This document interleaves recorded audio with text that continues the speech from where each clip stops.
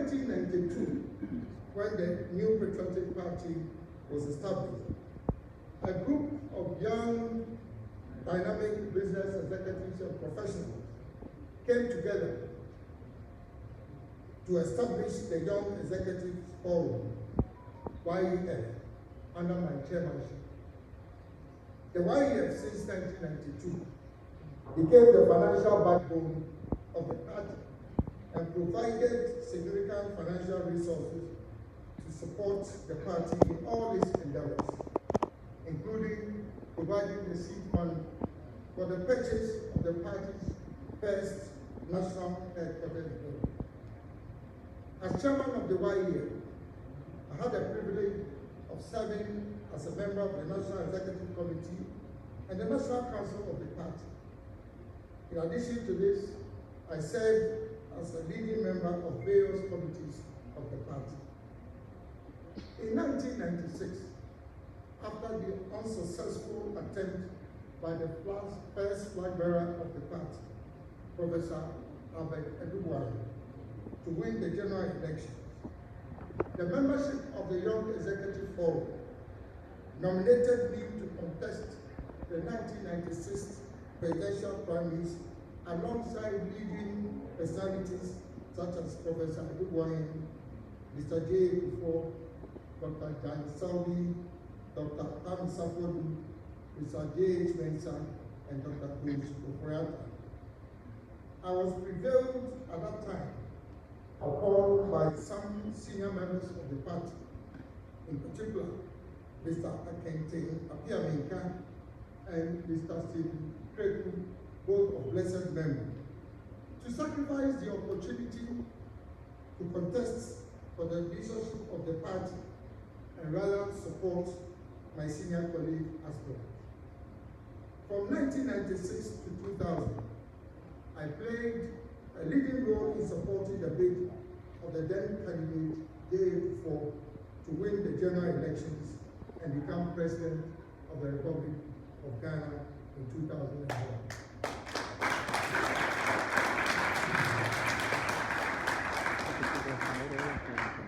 After refusing appointment as a cabinet minister in the aftermath of the elections, the president then persuaded me to become NPP's first ambassador to the United States of America, a position I served with distinction.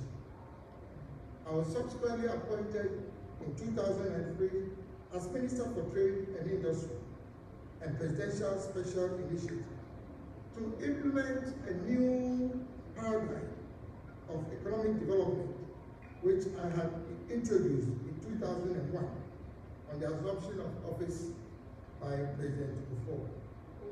Between 2003 and 2007, I led the government's program for enhancing private sector development and ushering a golden age of business in Ghana. In 2007, I joined a distinguished group of 17 presidential aspirants to contest in the presidential primaries of the NPP. In that election, under very strange circumstances, the electoral process was truncated on the day of the election on account of accusations leveled against me of influencing the course of the election. This strategy was designed to create disfavor against me in an attempt to diminish my popularity and the massive support I enjoyed among the rank and file of the grassroots of the party. In spite of this unfortunate occurrence, however, when the votes were finally counted, Nana Addo Akufo-Addo came first and I was the runner-up. According to the rules of the electoral process at that time, the two of us were programmed for a second round ballot. It was in response to this development that I made my landmark declaration that to avoid a further deterioration of peace in an already divided party, I would make the supreme political sacrifice not to contest the runoff, but rather support my senior brother, Nana Addo Akufo-Addo,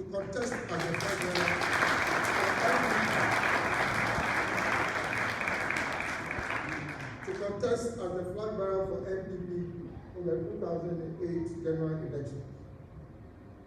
Despite the sacrifice I made to unite the party, as referred to above, there were very serious post-primary attacks on my supporters all over the country, and an open show of hostility. Some of my supporters were victims of brutalities and continue to bear the scars of that treatment. I made several representations to the then leadership of the party, drawing their attention to the rancorous and divisive behavior of some elements in the party. Regrettably, however, my representations went unheeded. As a consequence, I gave notice of my decision to resign from the party in protest against the blatant alienation of my supporters, orchestrated by elements aligned to the leadership of the party at that time. The protests and reactions from the rank and file of the party at that time from all over the country compelled the then chairman of the party to constitute a reconciliation committee chaired by the then immediate past chairman of the party, Ambassador Samuel Odoye-Sanders.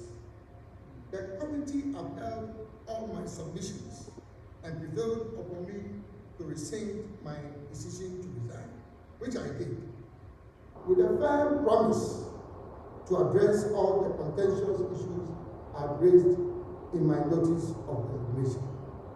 Unfortunately, however, all the promises made by the party leadership were never fulfilled, and indeed, the divisive and hostile attack on my person and my supporters remained for several years thereafter and have continued to date. It is common knowledge that any party member who is associated directly or indirectly with Alan Chemateni is treated with disdain and considered an outcast.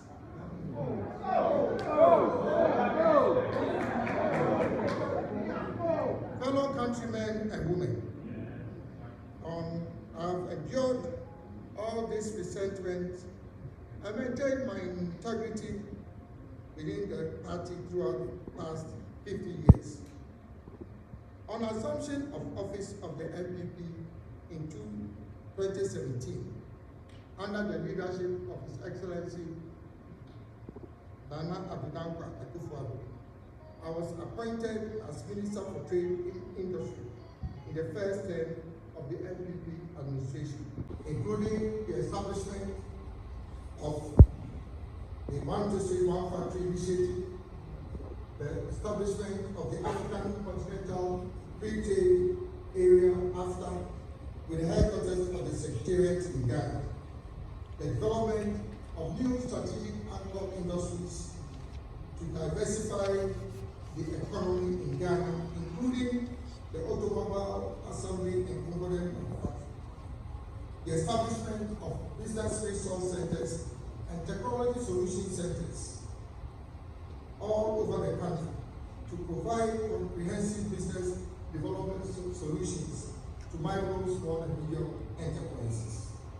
The introduction of the new integrated customs management system, otherwise referred to as UNIPAS, which has significantly enhanced mobilization of government revenue. The establishment of industrial parks, including the flagship Greater Kumasi Industrial City and Special Economic Zone. The development of a national export strategy with a target of achieving export revenue of $25 billion United States dollars by 2030. And last but not the least, the introduction of business regulatory reforms and public-private dialogue mechanisms to facilitate government's interaction with the private sector.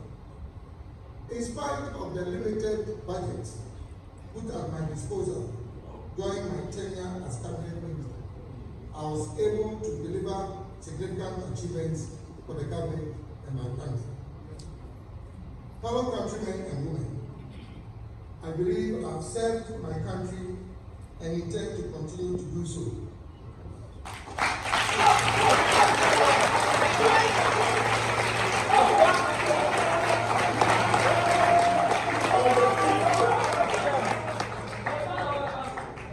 On the 5th of January 2023, I resigned honorably from my position as Cabinet Minister and declared my intention in the national broadcast to contest the presidential primaries of the NPP. On the 26th of August this year, I participated in the Super Delegates Conference to shortlist the 10 aspirants who have filed their nominations to contest in the primaries. I was selected as one of the 5 candidates to contest for the May presidential primaries scheduled for the 4th of November 2023.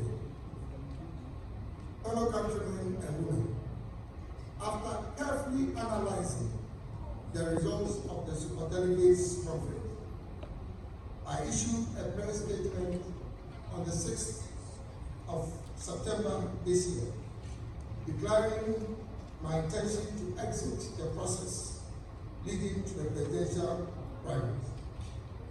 In the run-up to the Superdelegates Conference, the National Council of the party made some of the most controversial and contentious decisions in the history of the party.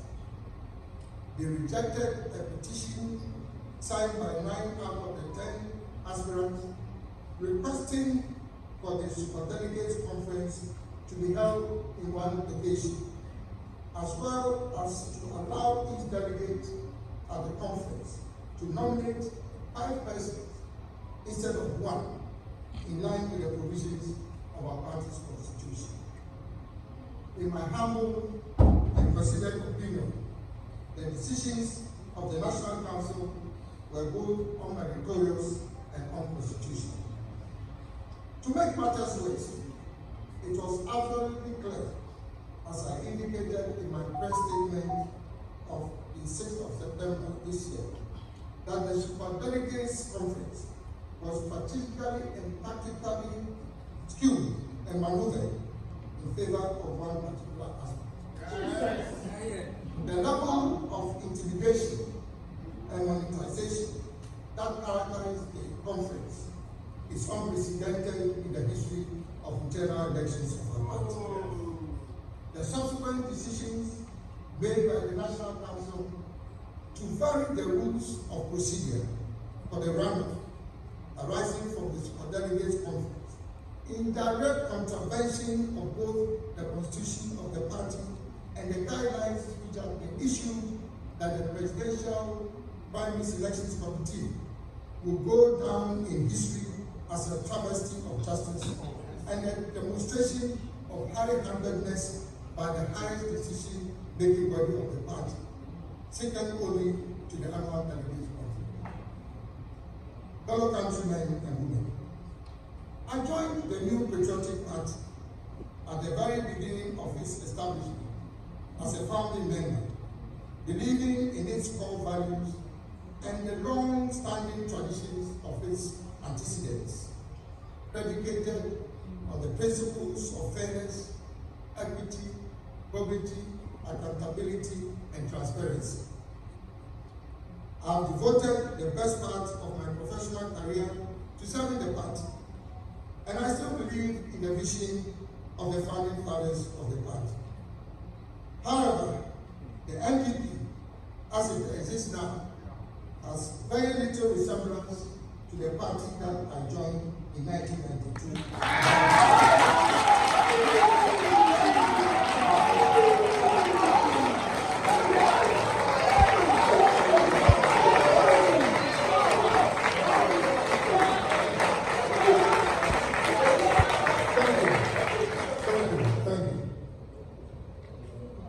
The party has been hijacked by a selected group of party leaders and elders, government appointees, behind the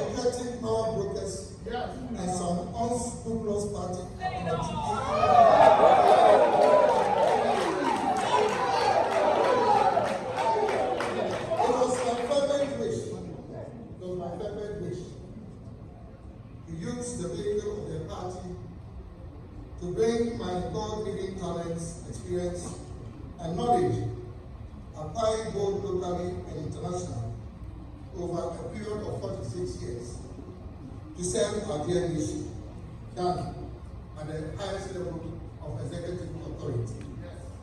It is abundantly clear to me that my services and contributions to the party are not appreciated.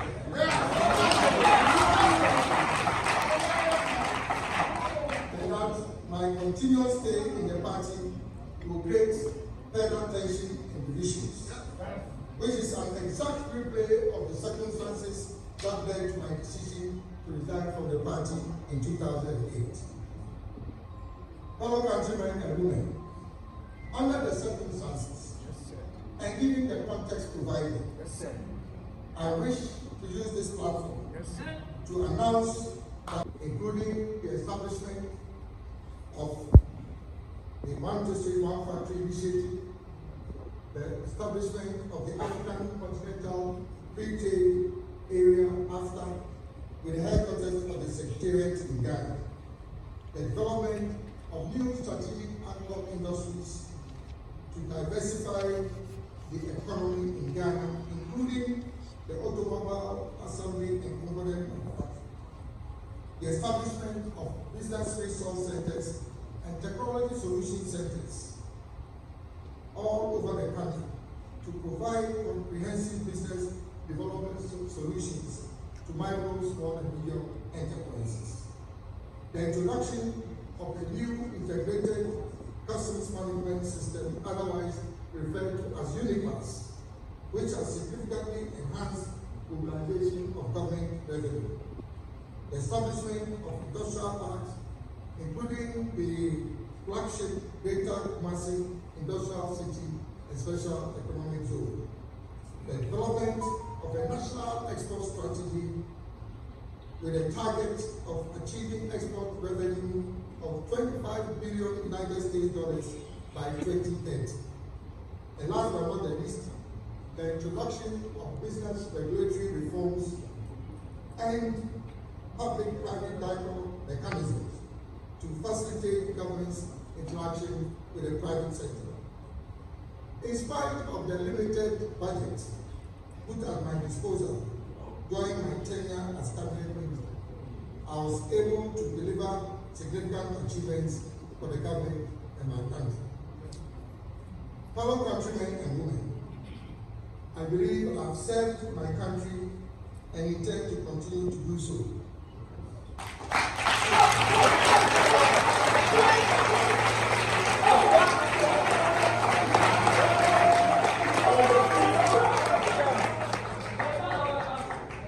On the 5th of January 2023, I resigned honorably from my position as cabinet minister and declared my intention in the national broadcast to contest the presidential primaries of the NPP. On the 26th of August this year, I participated in the Super Delegates Conference to shortlist the 10 aspirants who have filed their nominations to contest in the primaries. I was selected as one of the 5 candidates to contest for the May presidential primaries scheduled for the 4th of November 2023. Fellow countrymen and women, after carefully analyzing the results of the Superdelegates Conference, I issued a press statement on the 6th of September this year, declaring my intention to exit the process leading to the presidential primaries. In the run-up to the Superdelegates Conference, the National Council of the party made some of the most controversial and contentious decisions in the history of the party.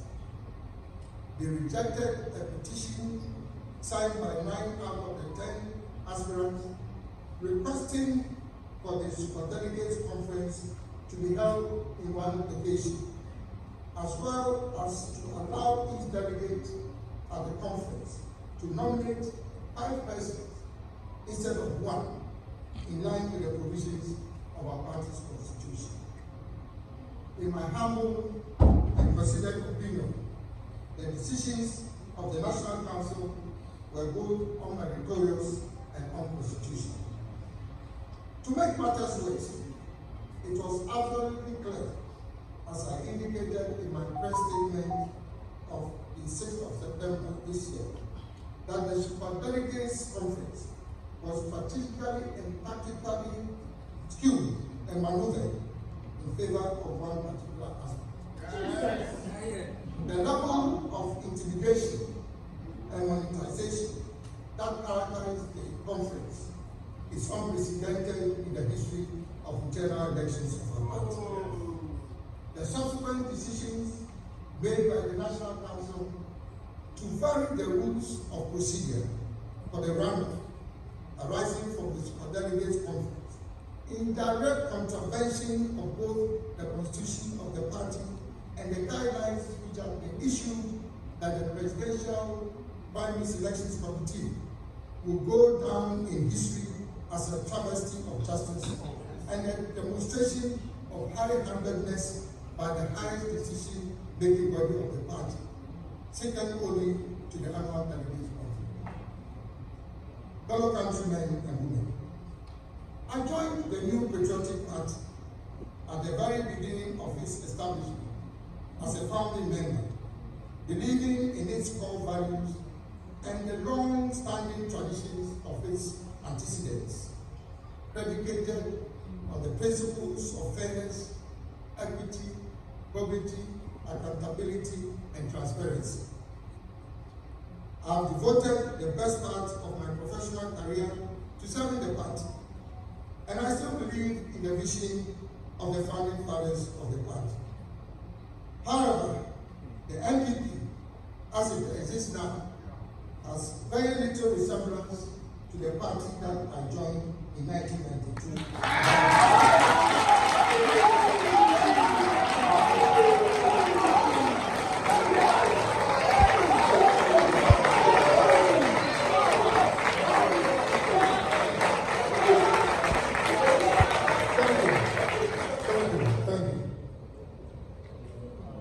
The party has been hijacked by a selected group of party leaders and elders, government appointees,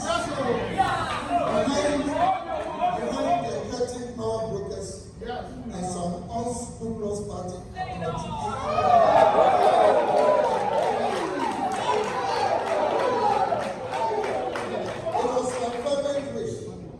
It was my fervent wish to use the vehicle of the party to bring my God-given talents, experience, and knowledge, acquired both locally and internationally, over a period of 46 years, to serve our dear nation, done at the highest level of executive authority.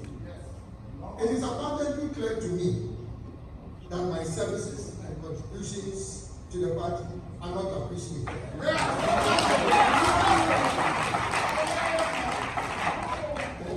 My continuous stay in the party will create further tension and divisions, which is an exact replay of the circumstances that led to my decision to resign from the party in 2008.